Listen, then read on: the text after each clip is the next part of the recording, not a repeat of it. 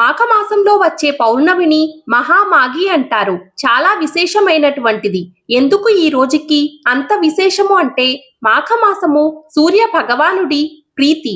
పైగా ఆదివారం పౌర్ణమి రావడం చాలా గొప్పది. దీంతో పాటుగా పుష్యమి నక్షత్రం అనేది ఉంది. అంటే రవి పుష్యం యోగం కూడా ఈ రోజున ఏర్పడుతుంది. ఎంత గొప్పది అంటే ఎవరైనా చేసిన పాపాలు కడుక్కోవడానికి గాని లేకపోతే ప్రాయశ్చిత్తం చేసుకోవడానికి కానీ కోరిన కోరికలు నెరవేర్చుకోవడానికి గాని చాలా విశేషమైన రోజు.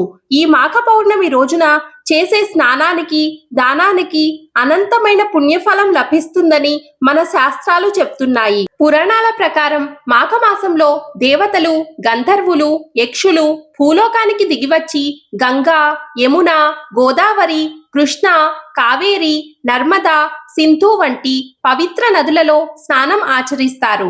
ముఖ్యంగా మాఘ పౌర్ణమి రోజున నదీ జలాల్లో దైవిక శక్తి నిండి ఉంటుందని నమ్ముతారు. అంటే అమృతత్వం ఉంటుంది. కాబట్టి ఈ రోజు మీరు ఏం చేయాలంటే ఈ మాఘ పౌర్ణమి రోజున ప్రతి ఒక్కరూ నదీ స్నానం చేయాలి. ఈ ఒక్క రోజు పుణ్యనదుల్లో స్నానం చేస్తే సకల పాపాలన్నీ తొలగిపోయి అదృష్టం కలిసి వస్తుంది. అయితే నదుల్లో స్నానం చేయలేని వారు నీటిలో కొంచెం పసుపు కలుపుకొని ఇంట్లో స్నానం చేయండి. స్నానం చేసి విష్ణుమూర్తిని పూజించి మీ శక్తి మేరకు పేదవారికి 2 లేక 3 అన్నదానం చేయండి. ఇలా చేయడం వల్ల మీకున్న కష్టాలన్నీ తొలగిపోతాయి.